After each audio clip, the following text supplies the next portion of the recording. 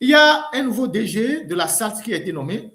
Là aussi, à la suite de notre live, le live d'il y a 2 semaines, qui a créé des remous dans la boîte. Et au cours de ce live-là, nous avons fait comprendre que le directeur de la SALT est en même temps le chef d'état-major et je pense qu'il est aussi le directeur de l'AISEJ. Donc, il a été nommé. Il y a eu des remous dans la boîte. Bon, vous savez, dès qu'on parle, ça va dans tous les sens. Il y a eu des remous dans la boîte. Et que ce soit à la société, à la SALT, à la société de Handil, à Servais, je viendrai sur Servais tout à l'heure, beaucoup de gens ont été menacés, tout ça. Et je tiens à dire à ceux qui menacent les employés que je n'hésiterai pas à les exposer, leur magouille et tout. Ça, ils peuvent compter sur moi s'ils continuent de faire les bêtises. Eux, ils prennent de l'argent, ils ont de bons salaires et ils ne veulent pas que les jeunes qui travaillent, qui se tapent une grande partie du boulot, soient bien entretenus. Alors, M. Malik Nathiaba a été nommé nouveau DG de la SALT en remplacement de M. Alahare, le chef d'état-major. Et la passation de service est prévue, je pense, mercredi. Et donc, alors, la question de savoir s'il n'y a que les mêmes, même si on prend les cadres de UNIR, il n'y a que les mêmes qui font les allers-retours, parce que Nathiaba était déjà précédemment DG de la SALT et il n'avait pas laissé de très bons, il n'avait pas laissé de très bonnes traces. Il était déjà DG de la SALT. Et donc, la question de savoir s'il n'y a pas quelqu'un qui pouvait assumer cette responsabilité, ce sont les mêmes qu'on déplace comme des pions pendant qu'il y a d'autres Togolais qui sont là. Et donc, Malik Nathiaba, il est aussi le PCA de Servais. Il est aussi le PCA de Servais, donc Lomé Catherine, il est le PCA de Servais, et ça vous ne le savez pas, c'est lui aussi qui est le président du conseil d'administration de Servais. Alors Servais, c'est Lomé Catherine, il y a de cela 2014 à aujourd'hui, ça fait combien d'années? Ça fait quoi? Ça fait pratiquement 15 ans, c'est ça? 15 ou 16 ans, je pense. 11 ans, voilà. Il y a cela 11 ans ou 12 ans, j'avais fait un grand dossier sur Servais. Vous savez que Servais, il y a les Niassingbe qui sont actionnaires dans Servais. Et Adem avait des actions dans Servais. On nomme généralement un blanc à la tête, mais derrière, il y a des actions qui sont aussi détenues par des expatriés. Mais Servais, c'est beaucoup plus. Et il y a des gens qui avaient les actions. Et je vais vous remettre au bout du jour l'article que j'avais écrit il y a 14 ans quand on a fait l'enquête sur Servais. Ça a précédé notre enquête sur les Panama Papers. Alors, voilà la physionomie de ceux qui avaient des actions dans Servais. Donc, vous avez Ford Niassingbe et vous avez... je retrouve rapidement l'article sur mon téléphone pendant que la technique défile un instant. Donc, vous avez Feu Niassingbe et Adema lui-même. Il avait une grande partie des actions qui ont été récupérées certainement par Feu Niassingbe. Vous avez Alexis Louki, qui est déjà décédé, paix à son âme, qui avait aussi des actions, ces actions ont été certainement aussi rachetées. Vous avez Kofi Wallace, c'était le directeur de la Caisse nationale de sécurité, qui avait aussi des actions. Vous avez Akrima Kogoe, qui était l'ancien DG de la SALT, qui avait aussi ses actions. Vous avez Payadoa Bopessi, qui avait aussi des actions. Mais la part qui revenait au Niassingbe était plus grand. On peut voir le tableau des actions, si la technique le défile l'article. Et vous allez voir que Servais, c'est Lomé Catherine. Je pense que c'est la société qui prépare les repas, tout ça qu'on sert dans l'avion. Donc, quand vous mangez les repas dans l'avion, vous devez savoir que c'est Ford qui vous prépare à manger dans l'avion, donc l'argent rentre dans les poches de Ford Niassingbe. Donc, Servais, voilà. Donc, voilà la répartition de l'actionnariat quand j'avais écrit cet article-là. En 2014, c'est moi-même qui ai écrit cet article. On a fait l'enquête sur.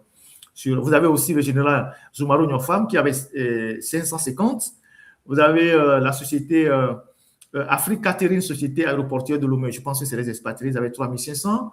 Vous avez Nyasingbe Yadema qui avait 250, le nombre d'actions. Vous avez Zoumaro Nyofam 550. Vous avez Madame Palanga Banabawai 400 actions. Vous avez Alexis Louki, paix à son âme, qui a 100 actions. Vous avez M. Téléou Tonfei Edouard qui avait 300 actions. Vous avez M. Boukwesi Payadoua qui avait 500 actions. Vous avez M. Wala Kofi qui avait 400 actions. Et vous avez M. Akrima Kogoué qui avait 700 actions. Donc, sur les 10 000 actions, voilà. Et entre-temps, quand Eyadema meurt, donc Faure Gnassingbé devient président, il reprend les actions de son père et il a certainement racheté plein d'autres actions. Louki n'est plus vivant aujourd'hui, certainement qu'il a racheté. Kofi Wala n'est plus vivant. Et donc, quand nous avons fait cet article-là, quelques temps après, il y a M. Akrima Kogoué qui a été, je pense qu'il a été admis à la retraite et il a quitté Servère. Et donc, c'est un article c'est une investigation qu'on a faite il y a 12 ans sur les actionnaires de Servère, dont le PCA aujourd'hui est Malik Nathiaba. Et vous comprenez pourquoi Malik Nathiaba, il est le PCA de Servère. Et aujourd'hui, on le prend, on cumule son PCA avec son nouveau poste de directeur de la SALT. Et Servère est aujourd'hui géré par un Français qui est arrivé il y a à peine un mois. Et les employés intérimaires sont dans une situation terrible. Le traitement n'est pas celui-là. Vous avez une minorité d'employés seulement qui disposent de contrats directs avec Servère, tandis que la grande majorité, ceux qui se tapent le vrai boulot, donc plus de 80% de l'effectif, sont utilisés avec la méthode de la sous-traitance, notamment les fameux RMO et UMO, ces sociétés de sous-traitance qui représentent 80% de l'effectif. Et les gens sont payés à 70 000 francs sans sécurité sociale, sans rien du tout. Et donc, ils ne veulent pas accorder des contrats CDI aux gens. Il n'y a pas de contrat direct. La direction maintient les employés sous les contrats intérimaires pendant de nombreuses années en leur confiant des responsabilités qui ne correspondent pas à leur statut officiel. Donc, c'est une exploitation. Par exemple, certains sont embauchés comme chauffeurs alors qu'ils exercent réellement, ils n'exercent pas réellement la tâche de chauffeur. D'autres viennent avec des diplômes de cuisinier, mais ils ont un contrat de commis de cuisine pendant des années sans changement. Alors que dans d'autres services de l'aéroport, ayant les mêmes actionnaires et même le PCA qui est, c'est Malik Nathiaba, je viens de le dire, ils appliquent les conditions plus favorables aux gens de Servère, pratiquent des salaires les plus bas. Les gens qui sont par exemple aux ressources humaines sont bien payés, ils avoisinent les 1 million et tout ça.